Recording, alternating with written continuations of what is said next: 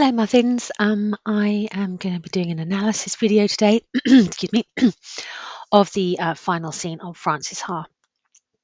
So for this particular unit, we are looking at ideology and spectatorship. So I'm going to weave those ideas in as we look at this scene. Okay, so I'm actually starting it just slightly before like the previous slightly before the final montage, because there's just a bit in this scene that I think is a really good part just to note. So we're just going to go from this point where, oh, excuse me, oh dear, where Sophie has just left Frances. So at this point in the narrative, Frances is living in her old university halls as like it's in the summer, so she's working at a summer school. She's sort of like a campus counselor and for people there, and a waitress. So and this is where she's living. So she doesn't really have her own place. So let's take a look at this section. Sophie! Sophie! Sophie!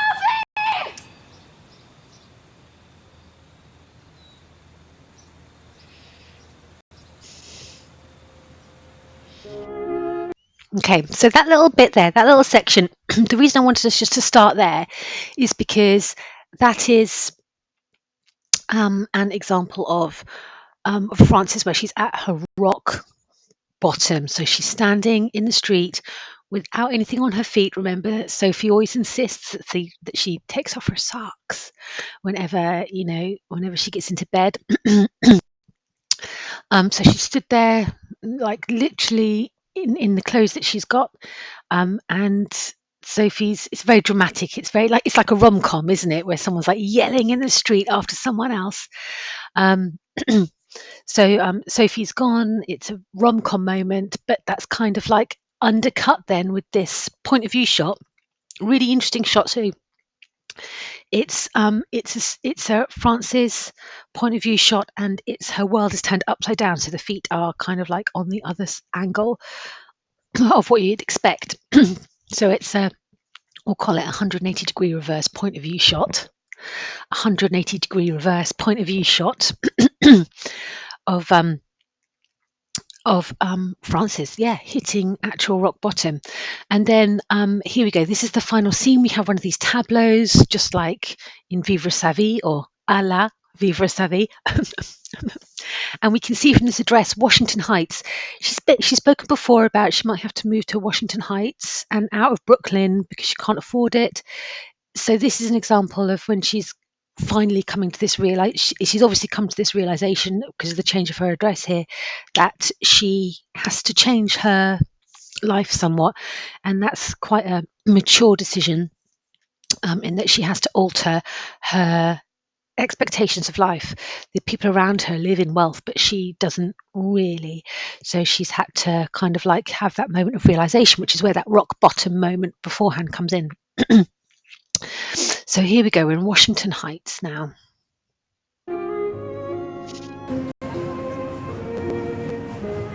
So music is a bit more adult. We can see her costume here, more adult, and office work.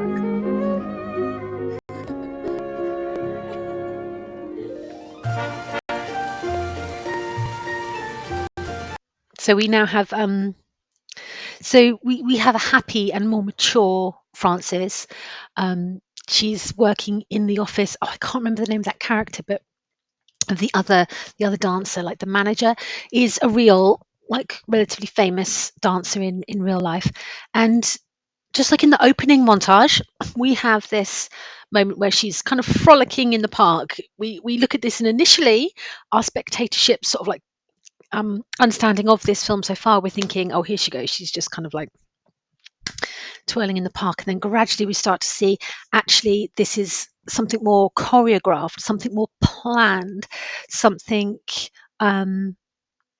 where she is like doing choreographed movement, and so that idea of it being more planned and slightly, less free spirited, have that free spirited, that creativity is now channeled into something that she can monetize.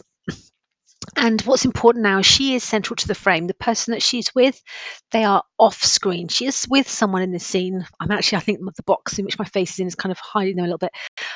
That person's off screen. So whereas in the beginning we had her and Sophie, we're basically the same person but with different hair. Now she's kind of like, she's let go of that codependency, and she is an individual, a responsible individual.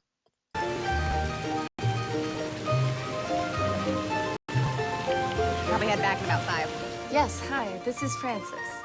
Yes, Frances for tonight. Thanks. I just wanted to double check that we're still on for me bringing my guys in a little early.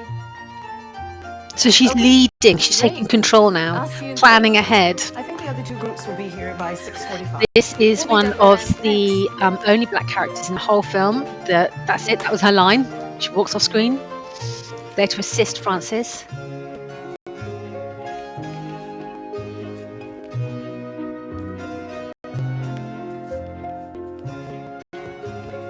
Yay! Hi! Thanks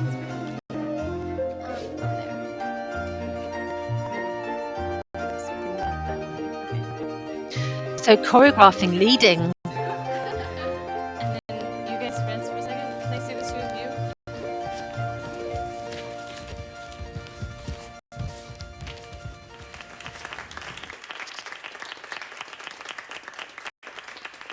And now cut to the show. And so the only other black character in the film here, again, just an assist, and then they're off. And this is her dance piece. Oh, so before I'm going to let this play through, but just observe like this piece of contemporary dance is really very beautiful, and it's telling the story of Frances's journey through the film. So we have the individual coming into like conflict with other people in that group pairing up and moving on, groups pairing up and moving on, and we have these characters that are just sort of like bumping into each other. So this piece of dance kind of like replicates, mirrors Frances's journey. So the two friends, her and Sophie. The three friends, Lev, Benji, and Frances. Conflict.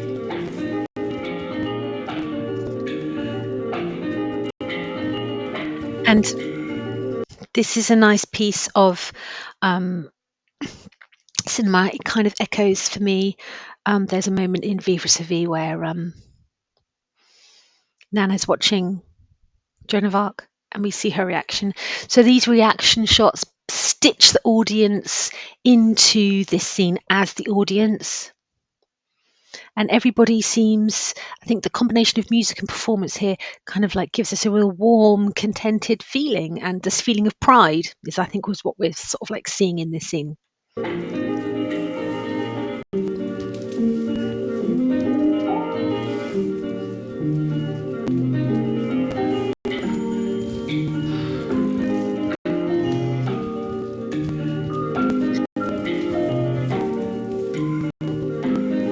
So Christy here, like we have one character moving by themselves and the rest of the performers kind of working in unison. This is how Frances feels about the world. She is not quite fitting in.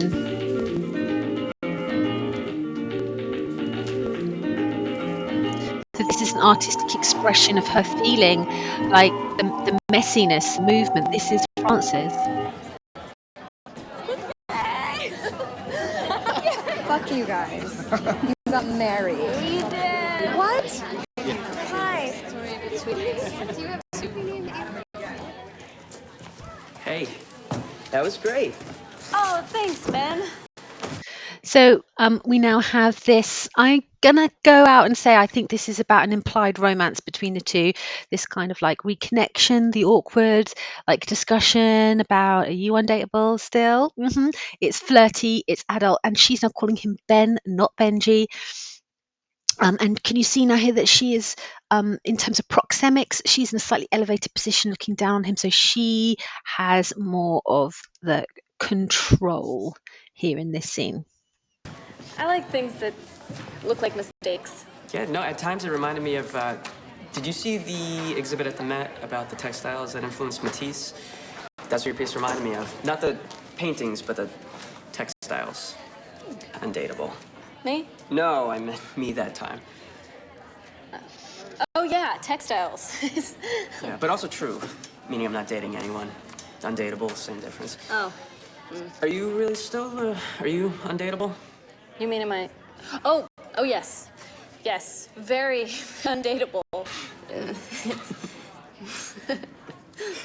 I find it quite endearing towards the end. So in terms of my alignment, I'm starting to kind of like starting to warm to her a little bit now, in terms of this idea of like mirroring. I'm kind of like I'm seeing her sort of like her maturity being rewarded with what is implied to be a heteronormative romance, which in terms of the classical structure of Hollywood films, this is what you would expect to see, like a romantic resolution to the narrative. So we have this sort of like heteronormative romance, and we're about to see her dream. So in the dinner scene that we looked at before, what's important is what she says there, and she talks about a look across a room that's not sexual, but that acknowledgement that that's your person. That's her dream. So in terms of the American dream, which is our ideological study here, her dream isn't actually centered around like money and success.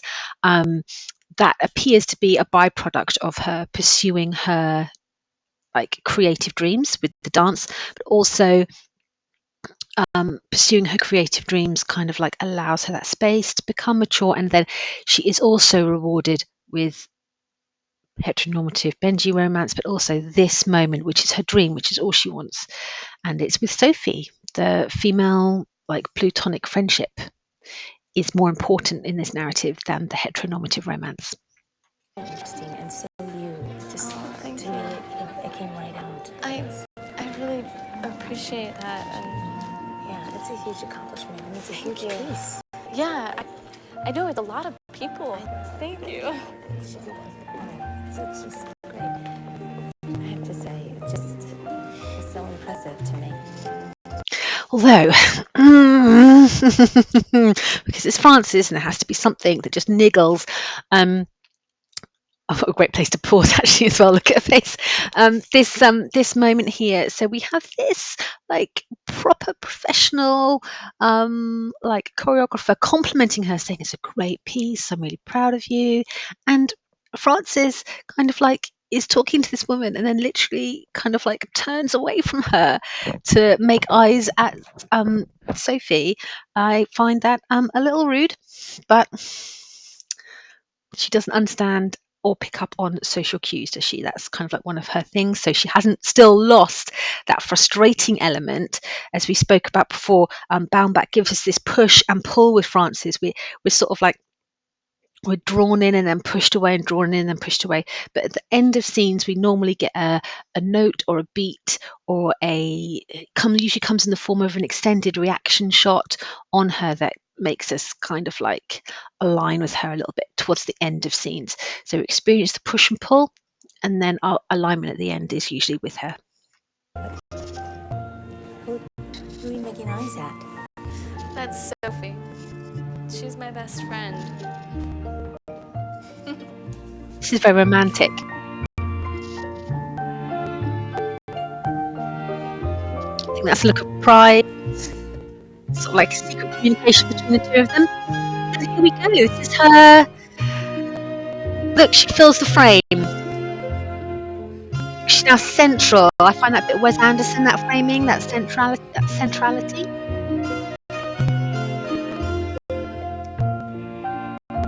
This is a kind of, we spoke about in French New Wave, that kind of like the deliberate nature of camera movement, which is what Baumbach's using here. It's very Godard, this kind of like deliberate cinematography, the zoom in to her kind of like reaction shot. And I would describe this performance as content with her independence and her new kind of like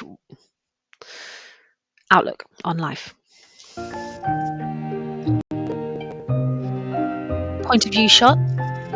Again, I like it because she doesn't have much, but it's hers. And this is the final shot. This is a visualization of her evolution, the name change. And then the audience go, oh, that's why it's called Frances Ha.